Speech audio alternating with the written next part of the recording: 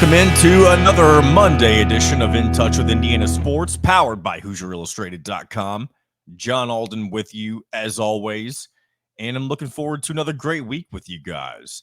A lot of positive vibes, as always. I mean, maybe the magic touch was beginning this show, right? Because there's been nothing but great things to talk about, right, since the show's inception. And we're about ready to add Indiana basketball to the mix this week. And I guess since I've already jumped into that pool, so to speak, I'll go ahead and mention that on Wednesday, and I'll mention it again here and there throughout the show, and we'll be promoting this on social media. But on Wednesday, we are going to do our first ever live edition of In Touch with Indiana Sports at 10 a.m. Eastern Time.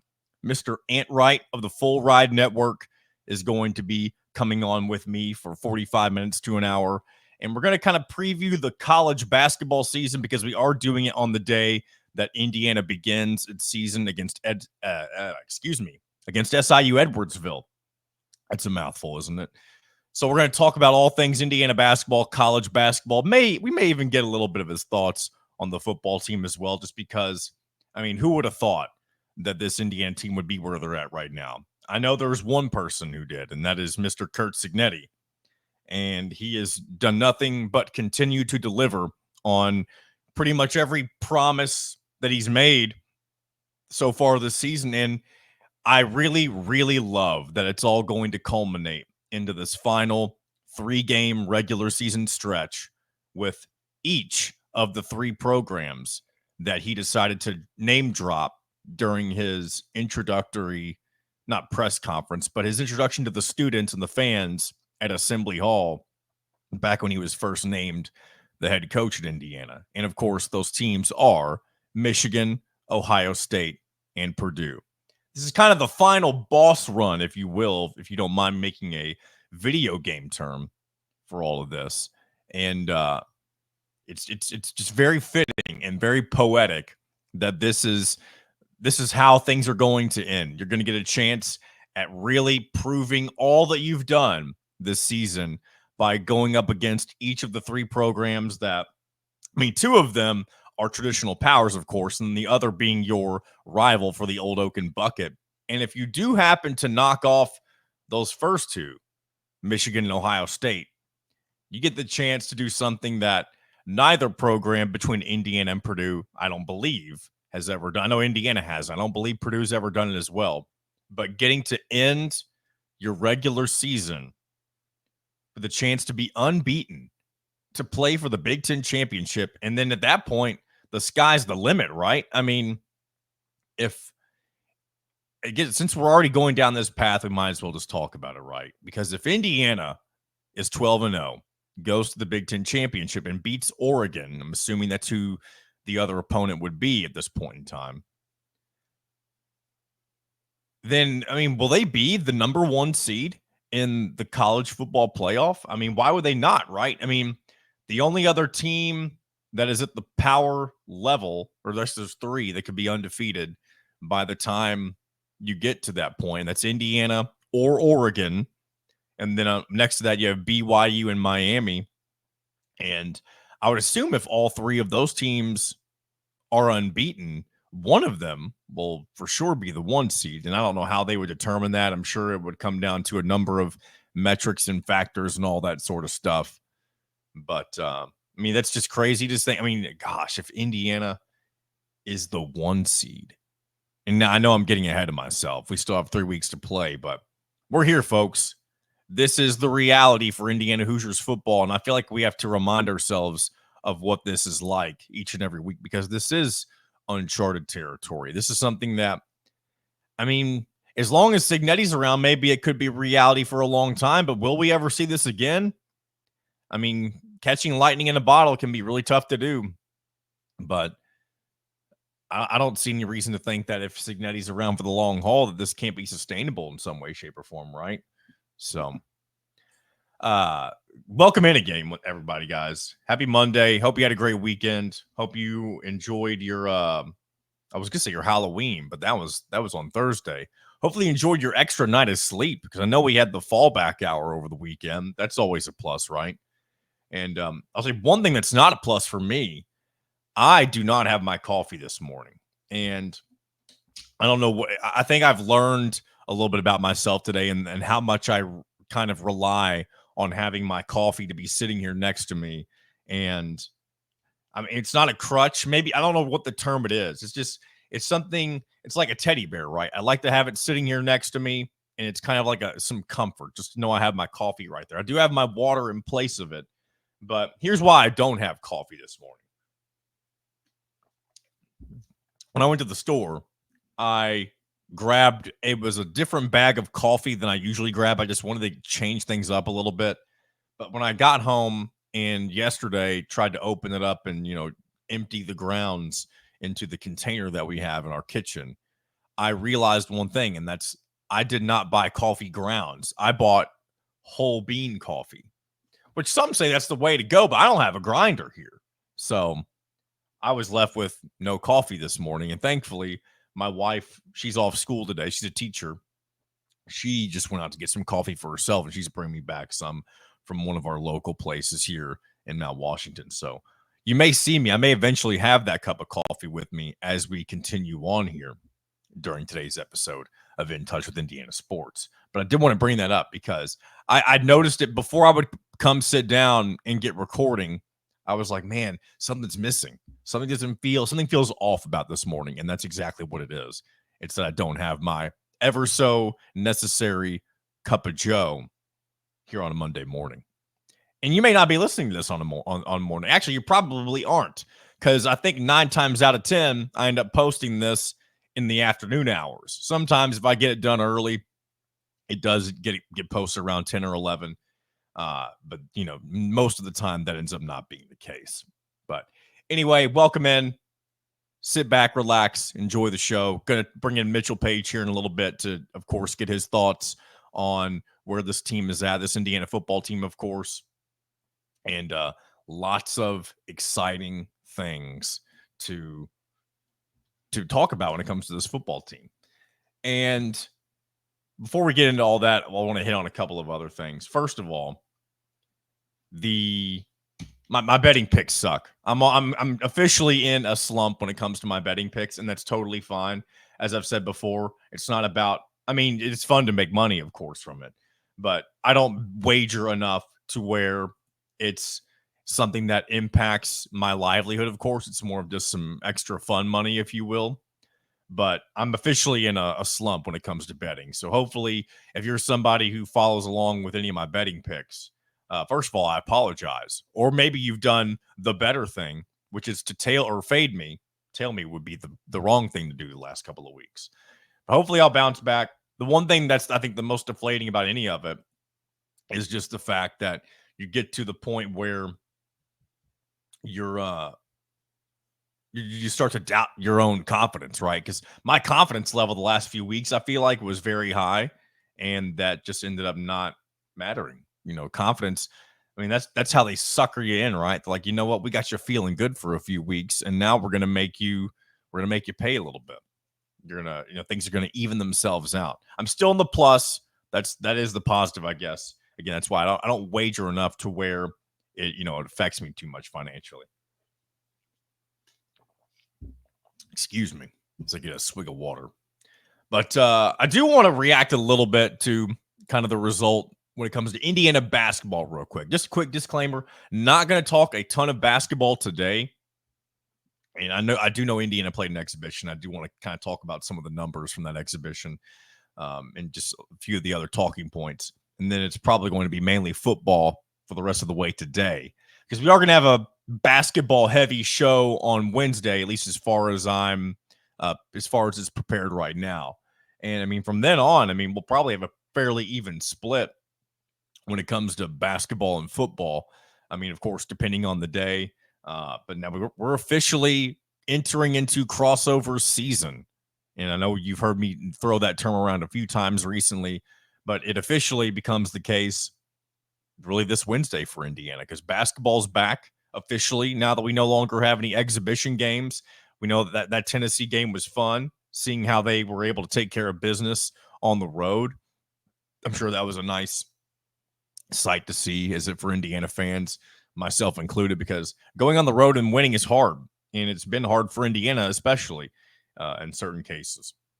But they had a second game this past weekend against Marian, Pat Knight's squad, and I'll start off by saying it was really cool to see the moment where Pat Knight decided to go to center court and really just honor him, and you saw him kiss the center of the floor, and that's just especially with the passing of Bob Knight over within the last year and all that I'm sure he and his family have gone through. This is just nice to see kind of him have his moment in that exhibition game against Indiana. But I mean, outside of that, of course, as you would expect, not much going for Marian in this game, with Indiana coming out with the 106-64 victory. He had great showings once again from Malik Renew, 18 points. Bryson Tucker, the freshman, who we did not get to see against Tennessee, knocks down 19 points. And that has to be a very refreshing sight. Or refreshing may not be the best word, something to give you some confidence. And so, and for him, when it comes to being able to make an impact in year one as a freshman, and again, you can only take away so much from an exhibition game, especially against an opponent that is not a Division I caliber team.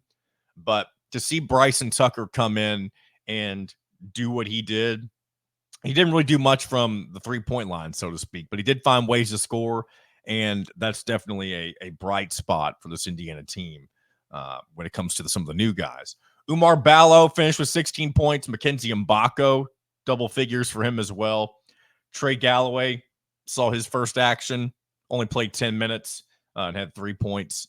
Langdon Hatton found himself in double figures as well. And we didn't really see much from him against Tennessee, at least when it comes to numbers and stuff like that. But one interesting thing to follow along this year is going to be how effective Langdon Hatton is able to be backing up Umar Ballo, because we all know that Ballo is going to be he doesn't have to be the focal point of your offense, and you probably don't expect him to be, but you do expect him to kind of continue along the passing of the torch from Trace Jackson Davis to Kalel Ware and now to Umar Ballo. They're going to be an important piece of the offense. But there are going to be times where, whether it's because of foul trouble or he just needs a break, that Langdon Hatton is going to be called upon to put in some important minutes. And what he does with those minutes is going to really solidify his role and legacy with this Indiana team and with his final year of eligibility. I do believe this is his final season, if I'm not mistaken. But if he doesn't have to be a world beater, of course, but if Langdon Hatton can be a reliable backup, that is only going to add to the depth of this Indiana team, of course, and make them that much more dangerous. Because if you can take out Umar Ballo and not have that much of a drop-off down low, that's, of course, the perfect scenario if you're this Indiana basketball team and you're wanting to wear teams down, especially when it comes to the Big Ten and stuff like that. Other players who scored, Miles Rice didn't have nearly as big of a night as he did against Tennessee. He only had 6 points. Gabe Cupps pitched in 8. Luke Goody on the board for the first time after drawing a blank against Tennessee. He had 6 points. Ja'Kai Newton saw his first action, got 2 points. And then a few others scored as well. Jordan Rayford, I believe he's a walk-on, got 4 points. Dallas James, who was a late addition to the roster, got 2 points. And then walk-on Sean Burke. I don't know how to pronounce his name, unfortunately. But he threw in 2 points as well. So a lot of love to go around for the scoring when it comes to this type of game. And that's exactly really what you want to see in this type of game, right? You want to come out of it healthy, and you want to just execute correctly and look like you are well put together, correct? You don't want to goof around. You don't want to waste the opportunity to play against another opponent, even if they are a much lower caliber than what you will face during the rest of the season. So shout out to Indiana men's basketball for taking care of business, and they will officially get things rolling this Wednesday night against, as I mentioned earlier, SIU Edwardsville on Big Ten Network at 8 p.m.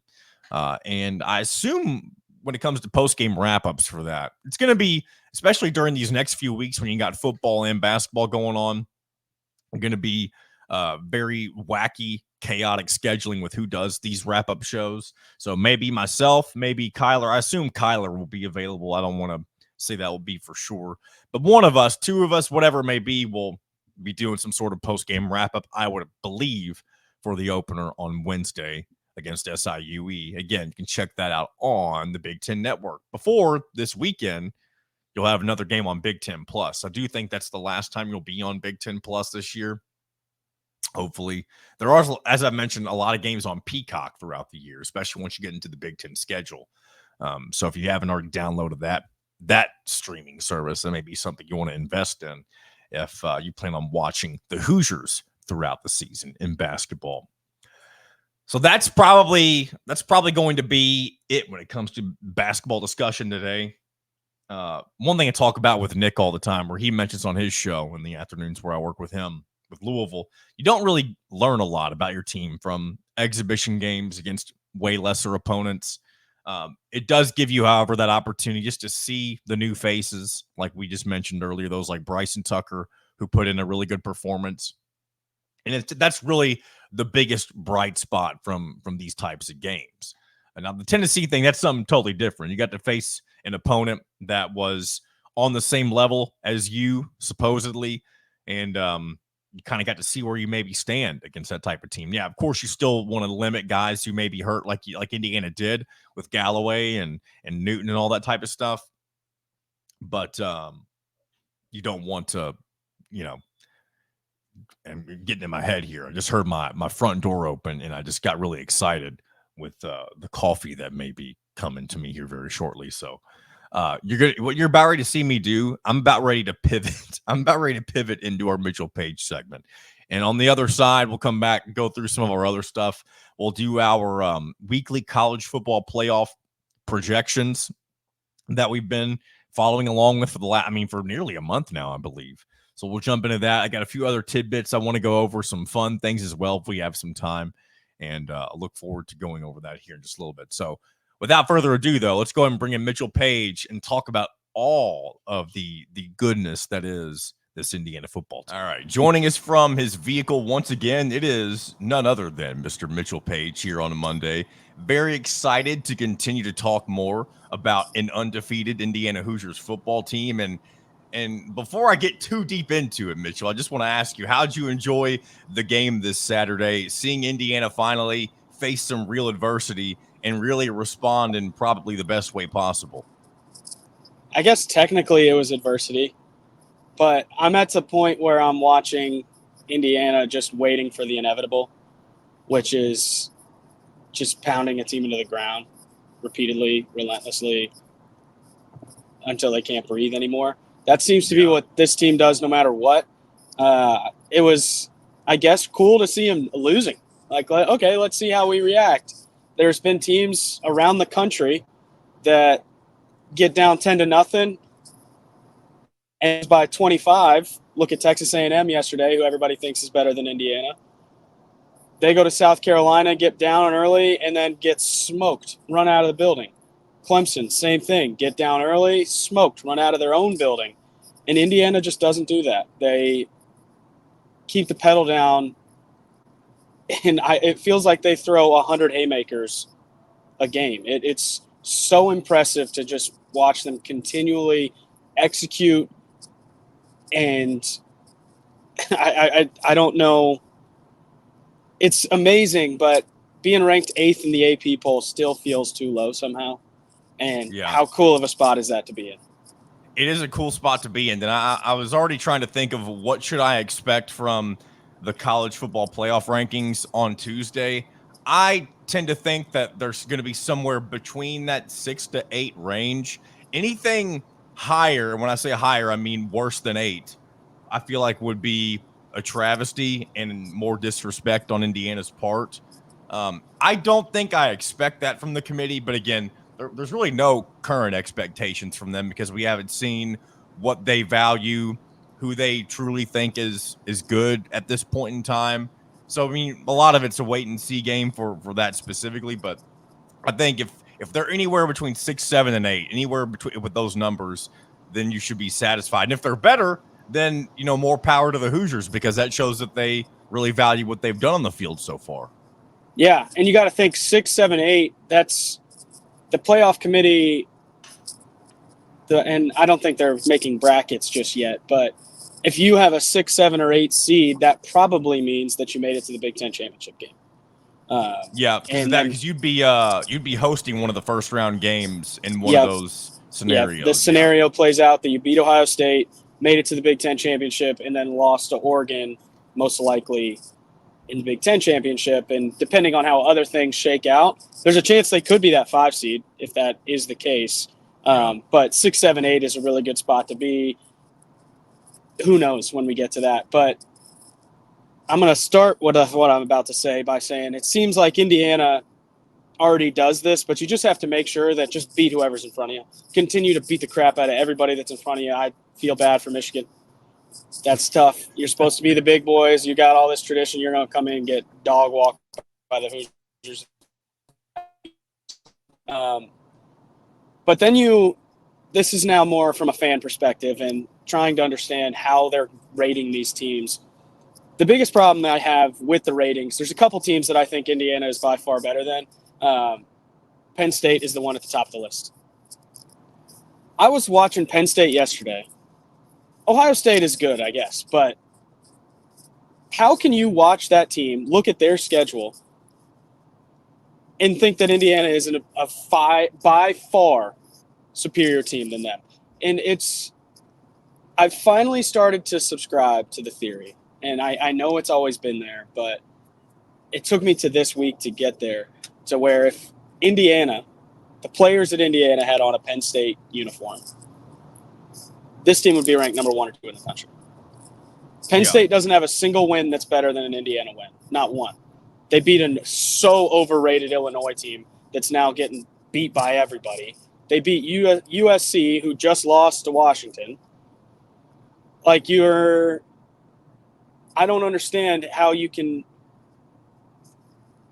justify keeping that team ahead of Indiana in the polls. And now it doesn't matter. Just keep winning if you're in the building. But from an outside perspective,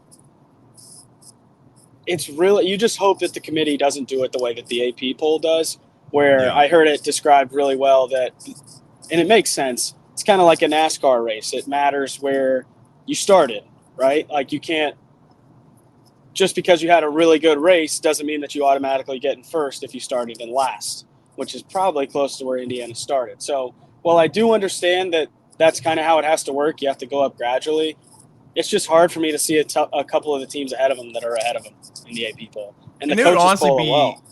It would be a big disappointment to see the college football playoff rankings basically look like a carbon copy of the AP poll, because at that point, what are we doing? The college football playoff rankings, the reason that you don't get them until this point in the season is because they're supposed to be truly based off of what's been going on this year and this year alone, whereas the beginning of the AP poll, pretty much its entirety is based off of the previous year and expectations with rosters that are, incoming for the upcoming season. And that's literally what the AP poll week in and week out is based on, because there's no gap between weeks. Okay, we'll wait and see what a couple of teams look like before we do another poll. No, it keeps going continuously. This is late in the season because you're supposed to have a better idea of who the true best teams in the country are. And I think that's why you're going to see some shakeups, at least when it comes to comparing things to the AP poll. And it would be unfortunate if that's not the case. Yeah, it's supposed to be, regardless of the uniform, who's the best team? Who's played the best? Who's beat their opponents the worst? Who's been the most consistent? That's what it's supposed to be. That's why we went to this format. And you'd hope that, unlike the AP poll, and it's hard to expect them to watch every game, but for the college football playoff, you'd hope that all of these people that are voting on this and selecting these teams have at least watched all the teams play. And I don't think you get that necessarily in the AP poll. There could be a lot of biases and different things, but hopefully it's objective. And I think 6 to 8 is a really good spot for Indiana to be. Anything lower than that, start to ask some questions. because I'm tired of listening to, they haven't played anybody. The teams that we beat are beating I think Jeremy teams. Gray from Indiana put this on Twitter, says every team that Indiana is going up against is the most dangerous team in the country until Indiana beats them by 30 points, and then they suck. Correct. Everybody talking about Nebraska. People were talking about Nebraska in the college football playoff before we beat them by 7 touchdowns. And then you talk about Washington. Washington's sneaky. They beat Michigan. They got all this talent. They got a good quarterback. They score all these points. They got all these yards. And then we smoke them, and then they're nothing. Michigan State running the ball a lot better. Ran it all over Michigan. Ran it all over Iowa. They're dangerous. They're going to be good. And then you beat them by 5 touchdowns. Score 47 had, minus 36 rushing yards, by the way. Yes. Minus. Indiana. I mean, that's a hilarious stat. I don't know if I've actually gotten to where I believe that. I watched it with my own 2 eyes. I know that it's true, but that is such a crazy stat that you need some time to digest it. Yeah. But I'm tired of listening to it. I'm tired of it. Like, there's 3 teams, I think, that have played anyone. If you really look at their schedules, everyone stinks according to everyone. All they've done is beat the teams that they're playing by 100. What else can they do? And if you're going to get disrespected for a schedule, Ohio State hasn't really beat anybody except Penn State. Penn State definitely hasn't beat anybody. It's hard for me to justify the schedule naysayers. Yeah, well, I guess we'll try to move on from this because, again, Indiana's done their part in taking care of everybody that they've played, and now, I mean, I guess looking ahead, they have it's really the perfect triumvirate for Curt Cignetti, just because it's all 3 of the teams that he called Purdue out at Assembly Hall, and I love. If it were any other season, I mean, I guess it doesn't really matter, but I just love that everything. Honestly, it feels like a movie, right, Mitchell? There's nothing about this season that doesn't, and you have to date it all the way back to the day Curt Cignetti arrived, because there's not a single thing that he didn't say that wasn't considered at the time kind of like a hot take, and he's followed through on everything. And I guess the last thing to do to complete the prophecy is prove that Purdue, Michigan, and Ohio State suck and move on to the Big Ten championship. Yeah, that's exactly it. Although I did see at Big Ten Media Days, it's been resurfacing on Twitter a little bit that he was talking about the Big Ten championship, and a lot of people were tweeting Curt Cignetti talking about the Big Ten championship period. They're expected to be bottom 2 in the Big Ten. Like, just demeaning whatever he's saying. I mean, you don't even need a scriptwriter for it. No. He comes in, he's had all this success, but now comes to a program in turmoil, and that, I think, is putting it mildly. The whole team's in the transfer portal. He's got no players. You can just picture him go out for the first practice, and there's like 8 guys on the field because everyone else is in the portal. And then you just have this magical run that, I mean, you hope is sustainable, feels sustainable. It's not like they've, and I think we've talked about this before, the most impressive thing to me is not that they're creating a bunch of chaos on defense and having turnovers and returning kicks for touchdowns and winning a bunch of 50-50 balls like they've won in the past. This is just demolition after demolition with traditional ball. Yeah. With players that aren't 5-star players. Now, I think they're really freaking good. I think I'd put those guys up against anybody, but it feels very repeatable. So, I it's magic now, but hopefully. I think one thing that kind of gave me some extra validation at, like, is this team really as good as they keep showing? So I watched this video. This video is about 10 days old. It's Urban Meyer talking with Jerry DiNardo about Indiana's spread option offense and how, if executed properly, it is virtually impossible to stop. And I think we've seen that. I mean, there's no reason that isn't a true statement when you look at the numbers that Indiana puts up offensively week in and week out. I'm sure during the offseason when they were installing this type of offense, the number one goal was to make sure, like, hey, if we're all on the same page with this, it may take you guys a few weeks to, like, fully buy in potentially, but we're going to be hard to beat. And right now, things are clearly proving themselves with the fact that they're still unbeaten and going for a potential spot in the Big Ten and the college football playoffs. Yeah, it's a clinic. I think I tweeted that on Saturday. It's just a clinic. It's teach tape. It feels at times like they're playing routes on air. Guys are running wide open. And when you operate that effectively, it can be a double-edged sword. I think and I'm not comparing our offenses when I was in school to this offense. I think these guys are a lot better. But when we would get on people, we could score in a hurry.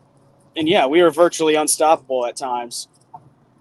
But on the flip side, we would score really fast because we were unstoppable. And then the defense is on the field the whole game. So you're always playing with time of possession and getting your guys a rest and scoring, continuing to score.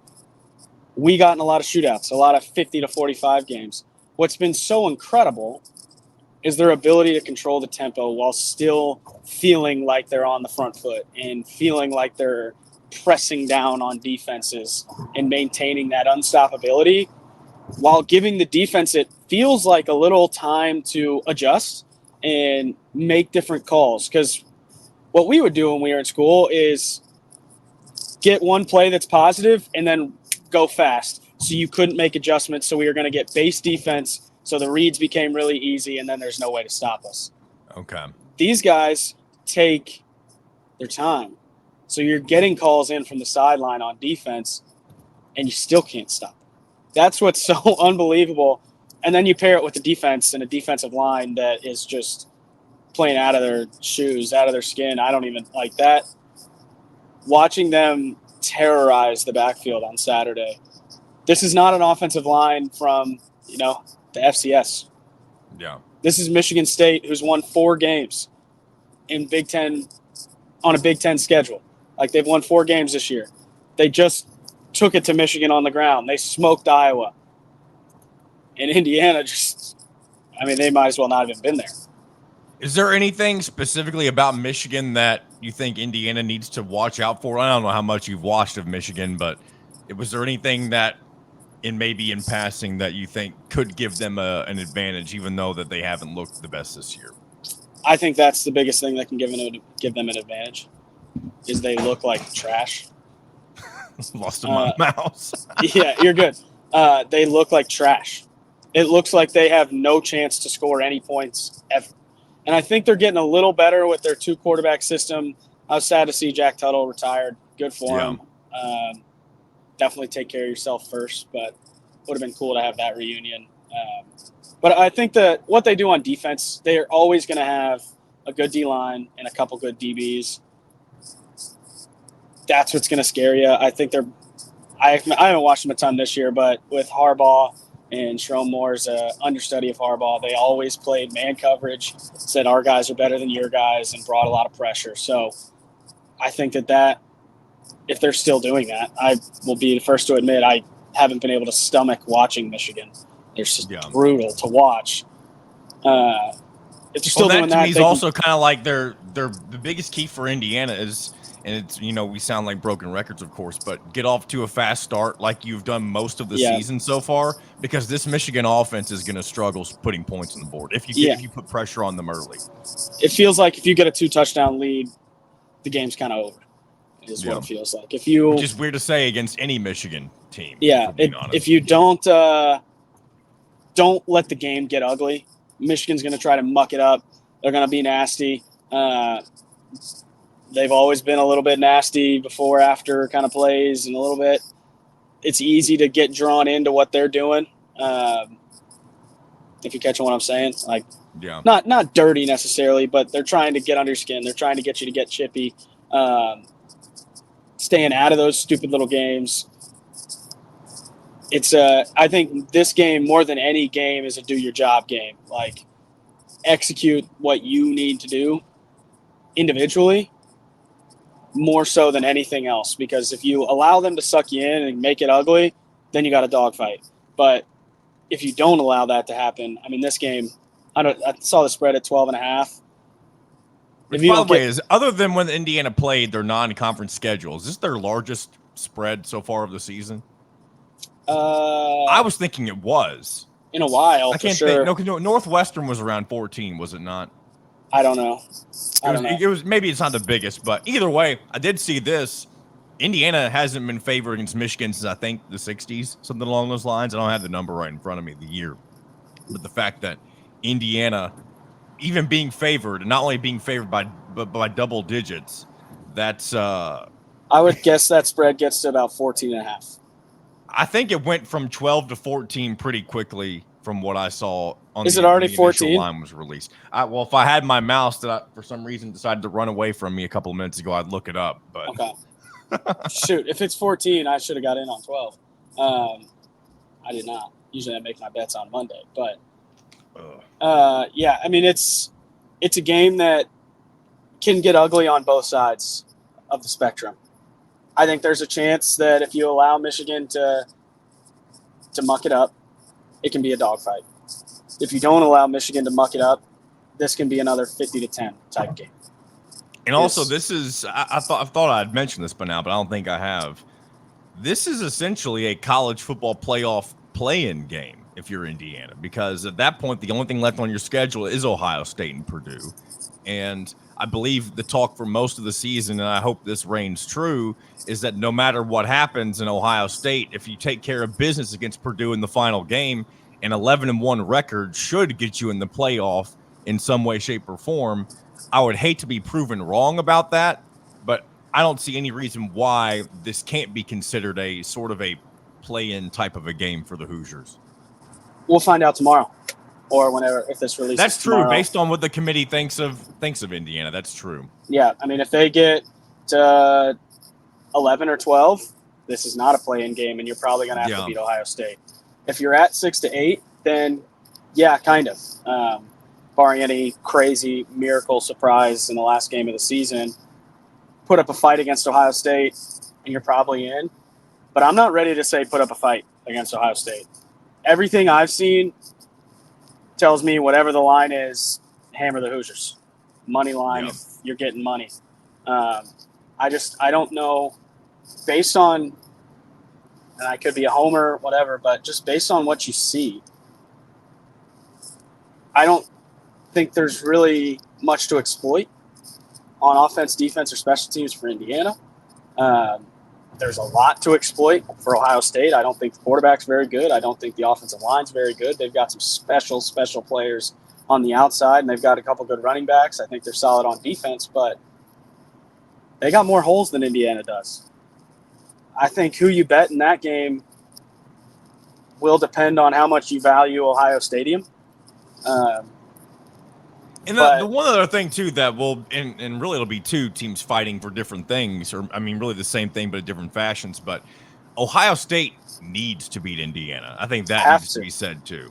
Indiana doesn't necessarily have to beat them. It would kind of lock up some stuff for you if you do beat them. But Ohio State will be playing with the realization that they need to win that game. Yeah. But then you beat Ohio State if you're Indiana and you're playing in the Big Ten Championship with a chance to get a bye. Yeah. So there's two totally different ways to look at it. But Ohio State will be, my guess is if they get beat by Indiana, they'll drop to, that 10-11 spot. They won't play on conference championship weekend, and we're running out of spots for teams. Yeah. So they'll be at the mercy of everybody else at that point if they have two losses. Exactly. You lose control of your destiny. So take care of business against Michigan. I think that it's a take care of business game. Do your job. I don't believe they have the firepower. I've said it all year. Sharon Moore's a bum, and I mean he hasn't proven me otherwise so far. Yeah. And they look mostly incompetent in a lot of phases, but they will be good on defense. They will be really physical, and it'll be up to Indiana up front. They've done it all year, but just to continue to step up to that challenge and impose your will, because the game's won at the line of scrimmage. That's why Indiana has been so successful. We can talk about the quarterback. We can talk about the wide receivers. They've won the game with their offensive line and their front seven on defense. That's been the most impressive part of the team. And you got a quarterback that could be in a Heisman conversation. So I think that's saying a lot about the guys up front. But it's an opportunity to take it to a team that people generally see as blue blood. They should be good. They should be beating everybody. And even though they're a little down this year, it's a notch in the belt with a marquee program, national title, defending champs. Go smack them around for 60 minutes and take a break, get ready for the big game. That's true. We have one more bye week. I keep forgetting about the second bye week that's coming up here. Yeah, so I'm hoping that we get the I'm really excited about the bye week because I have to go to Arizona next week. That's good timing. That's a hell of a good timing right there. I fly back the Saturday of Ohio State. So I'm hoping it's a night game because if it is, I think I get in at like 10 o'clock and I'm going to go to the game if you want to go. Oh, man. A trip up to Columbus to take on the Buckeyes. Wouldn't that be something? Yes, I've been to Ohio Stadium one time, and it was not for a game. I was able to find my way inside an empty Ohio Stadium, and it is – I mean, it's something. If you've never been – I mean, you've been there. You played there. What the hell am I thinking? Yes. But, outside of being on the field itself, it is definitely something to, step into from the stands. That's for sure. Yeah. We didn't get the crazy Michigan crowd that's probably in there, but it was sold out. One of the most satisfying feelings, scoring a touchdown, telling everybody, just calm down. Be quiet. You all in the stands. It's very satisfying. Oh, man. All right, we'll go and wrap this thing up today. Man. They do have a chance to do something special, and basically, like that will be the got a chance. I hate to say it, it doesn't make well, I'm getting ahead of myself when I say this. If you win that game, it kind of I don't want to say diminishes the Purdue game because at that point you're like, wow, we're playing for a perfect season. You get to do it against your rival potentially. That's really what it is at that point. But I did throw out this is a terrible thing to end the segment with, but. Imagine being 11-0 and finding a way to lose to Purdue in your final game of the season. There ain't no way. I'd run out there and start slicing ankles. Yeah, you cannot allow that. You just cannot. That's not even a possibility. There's no world where that. I shouldn't have said it right. There's no world where that happens. None. Those guys stink. They will continue to stink. Their city stinks. They just stink all around. We cannot lose to them ever again. Well, not while Sig's in the building. Not while Sig's here. All right, Mitchell. I appreciate your time as always. We'll go ahead and put a bow on this one and do it again next week. Let's do it. Go Hoosiers. Oh, that's some good stuff. Oh, hey there. I'm back. That's probably one of the stupidest things I could have done. But I do have my coffee now. It's shout out to the local press in Mount Washington, Kentucky. I'm drinking an Americano. And if things start to get a little weird here in this last 20 minutes or so, it's because I'm drinking something that has apparently a bunch of espresso in it. And I'm looking forward to the kick that it may give me here as we get things wrapped up here on a Monday. But, yeah, big shout out to Mitchell Paige. Big thanks to him, as always, taking the time, especially as he's driving who knows where. Good to talk Indiana football. And I'm glad that it's so fun, right? We're doing something. We're having fun with Indiana football. How often do we get to have fun? Usually the extent of fun with Indiana football is being stressed about how we're in a one-score game with, I don't know, Northwestern, who is 3-5, and Indiana's 4, and I don't know, we're probably 2-7 at the time. I don't know. Just throwing out random numbers. And we're just hoping to see Indiana get to a bowl game. We're past that. Kurt Cignetti has taken the previous bar and exponentially moved it into a place that I don't think anybody ever truly thought was reachable for Indiana football, right? And now they can reach it, but it's just a matter of will they be able to grab it and hold on for these last few weeks. And I'm excited. So let's take this a little bit further and get into one of my favorite segments of the week. And that is where we look at, I wish I had some branding music for this. Of course, it's on me. I could have done that myself for this part in the show where I like to talk about some of the potential college football playoff bracket scenarios. And really, I guess this is the last time that we'll be able to do this, right? Because with the college football playoff rankings officially becoming a thing as of Tuesday. I mean, we'll get an updated version of that each and every Tuesday. I mean, I guess so. We'll know on Wednesday's show what that bracket would look like. But once we get to the results on the weekend, this upcoming weekend, I guess when we come back on Monday, we don't know what will happen on Tuesday. At that point, I mean, I don't know if they'll keep doing these rankings or not from the different experts on ESPN. But either way, it's been a fun ride, and I'm so glad that we've gotten to do this for the last several weeks because it's, again, everything about what we're talking about with the Hoosiers football team is brand new. There is not a single person alive or even dead who is an Indiana football fan at one point or another that got to experience this, right?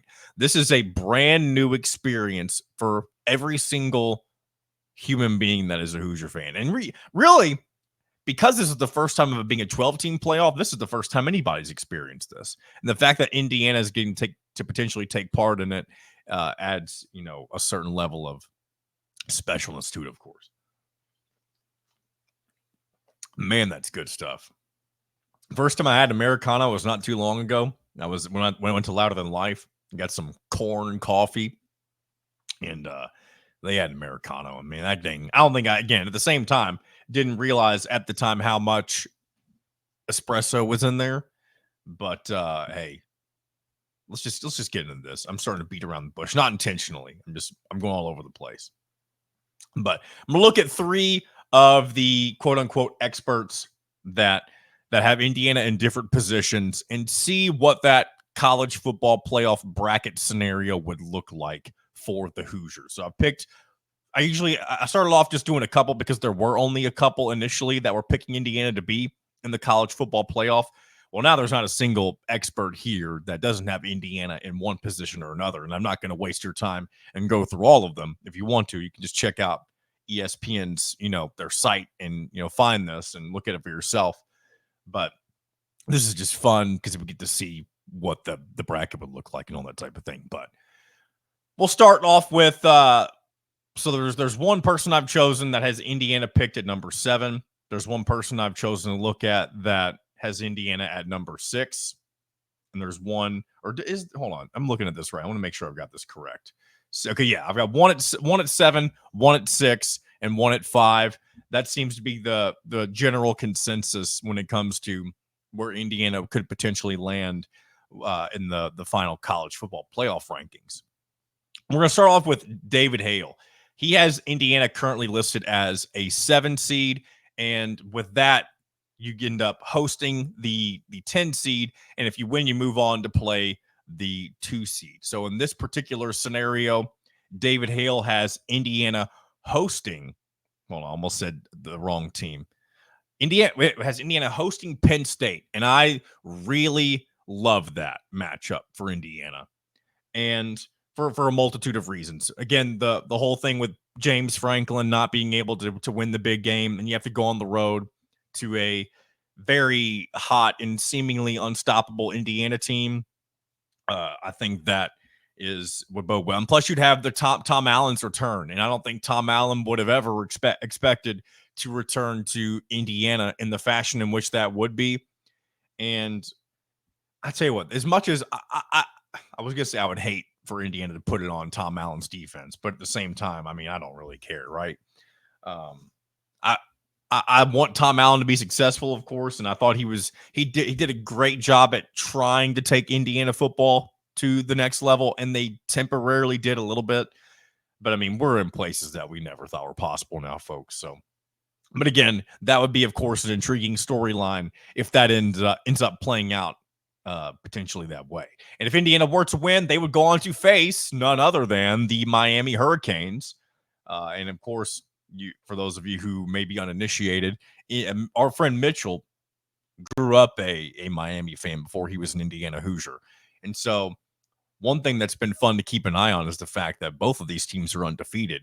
And of course, you have that very off chance scenario that what if these teams eventually played for the national title and they're both unbeaten? Like, what's the mental gymnastics look like for you when it comes to that? And I'm talking about Mitchell, of course. but we may cross that bridge when we get there. But man, that would be, again, if Indiana were to face Miami, I think that's a fairly favorable matchup, and not necessarily saying that Indiana would automatically win that game at all. But I think with the way that Miami is very offensively oriented and Indiana is as well, you probably have a very high scoring affair. And I do believe that Indiana's defense probably is a little more disciplined than Miami's defense based on what we've seen. And that game would probably come down to just which team can get more stops. And again, I like Indiana's chances in that potentially. And we won't usually don't go further than those first couple of rounds of games just because you kind of have to assume a lot after that. But I like that scenario for Indiana. So let's move into another one. If Indiana is the 6th seed, and this is courtesy of, almost said Bill Connolly, the way that they have this written out, it's hard to tell sometimes. No, this one's Harry Lyles Jr. And if I'm not mistaken, I believe he was the second person after Bill Connolly to put Indiana in his college football playoff rankings. And right now he's got the Hoosiers at number 6. And of course, that means you would be hosting the 11 seed. And if you win, you move on, to face the 3 seed. And if that's the case here, being the 6, you would end up, man, I'm losing my, there we go. Found Harry Lyles again. You'd end up hosting Notre Dame. Another very interesting matchup, especially when you have to think about the local tie with that. And of course, with Notre Dame being the program that it is and having the high expectations that they have, this would be seen as a game that if they lose, it's like, what the hell are we doing? We lose in Indiana football. We got to do something about Marcus Freeman. And it's honestly crazy that, I don't want to say crazy that they're even being considered for the college football playoff still. But I mean, it's crazy that they lost Northern Illinois, right? I mean, maybe that ends up not meaning a whole lot at all. And maybe Notre Dame runs the table and makes a run to potentially the college football playoff championship game. And that, that result would no longer matter. But just the fact that they had that type of game. Again, this may sound homerish, but I like Indiana's chances against a Notre Dame team this year, especially at home in a playoff scenario. So yeah, very interesting to see that be a potential way things play out for the Hoosiers. And let's see, Harry Lyles Jr. has, again, Miami as his 3 seed. So I'm sure that's probably pretty popular. And Miami, for the most part, is picked as either a 3 or a 2 in almost every single one of these brackets. And Oregon pretty much unanimously the number 1 team currently when it comes to these projections as well. So we'll go through one more. Give our man Bill Connolly a shout out for being the first guy to believe in the Hoosiers. He's got them currently listed as a 5 seed, and the 5 seed gets the pleasure of hosting the group of 5 champion. I believe, I don't know. There's some people that have the G5 champion as an 11. I don't know how they end up deciding that completely, but in this scenario, the G5 champion is Boise State.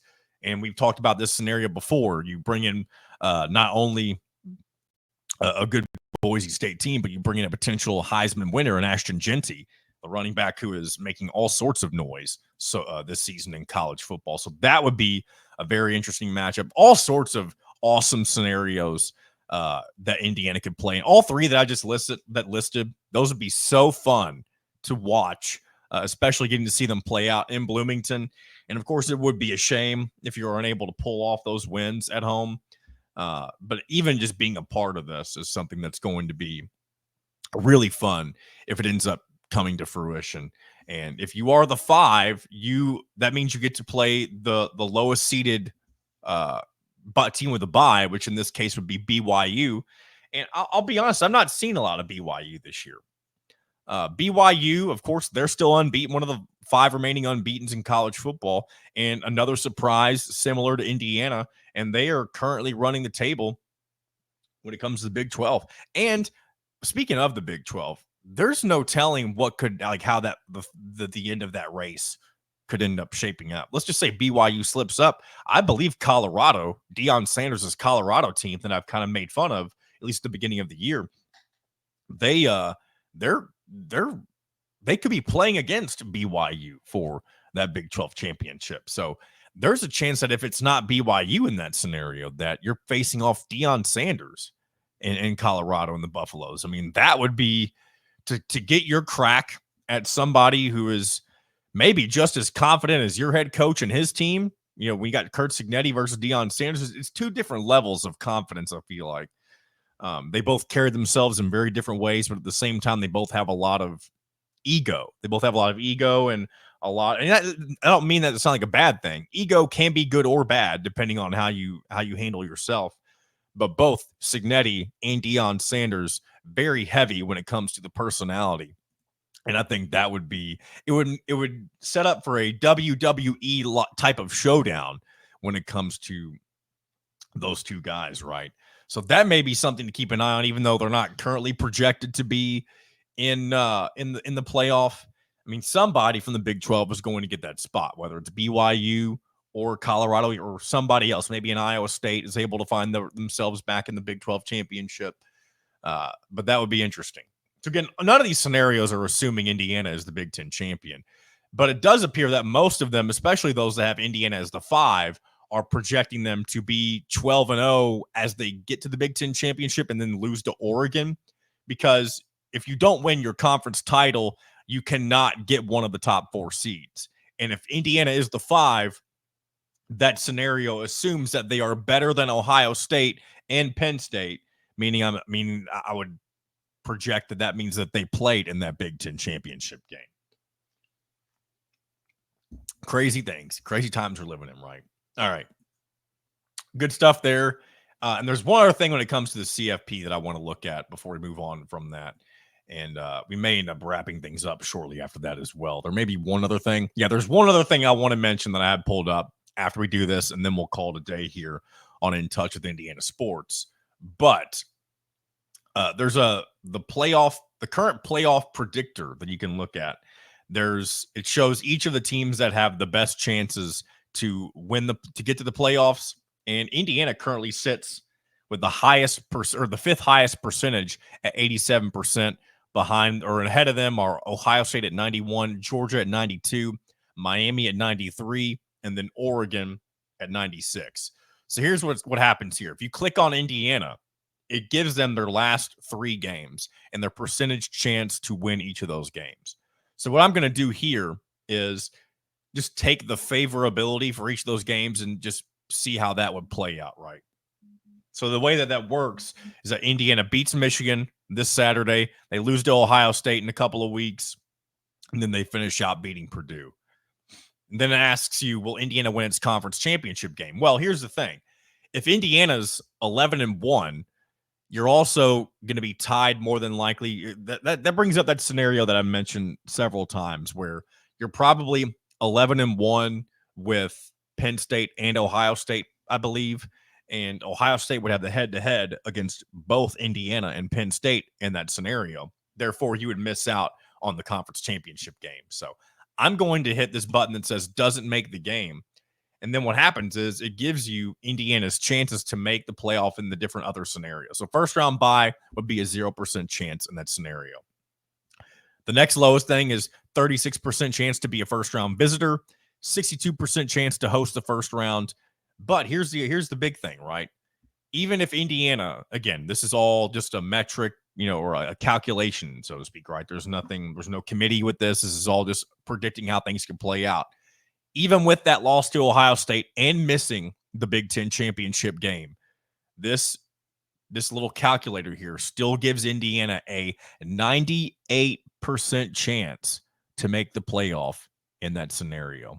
And that's why I've said a few different times, maybe today and then previously on social media, that this game against Michigan this Saturday, not only is it your next game on the schedule and all that, cliche stuff, right?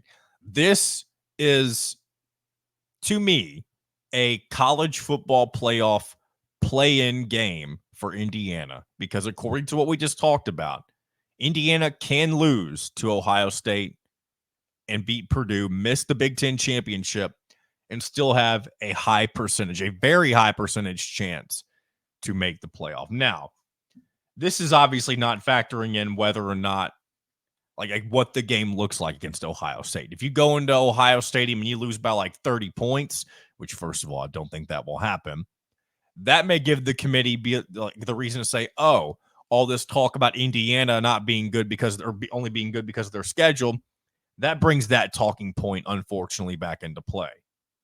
So that's the one thing I'd be afraid of, just because this predictor does not take that into consideration as far as I can tell. But that'd be something to keep an eye on if that ends up playing out that way. So just wanted to go over a couple of those scenarios, and I had fun doing so. So that being said, let's go ahead and wrap up today's show. And I'm going to go, before we do that, I do want to give you one more reminder that Wednesday's show of In Touch with Indiana Sports is going to be a live edition of the show. We're going to go live at 10 a.m. on YouTube. Going to go 45 minutes to an hour with the Full Ride Network's Ant Wright. Going to preview some college basketball, Indiana basketball, and maybe we'll throw in some football stuff as well, depending on what Ant wants to get into. So looking forward to that on Wednesday. Until then, subscribe to Hoosier Illustrated on YouTube. Check out everything going on at the website, HoosierIllustrated.com. And until Wednesday, this has been another episode of In Touch with Indiana Sports, powered by HoosierIllustrated.com.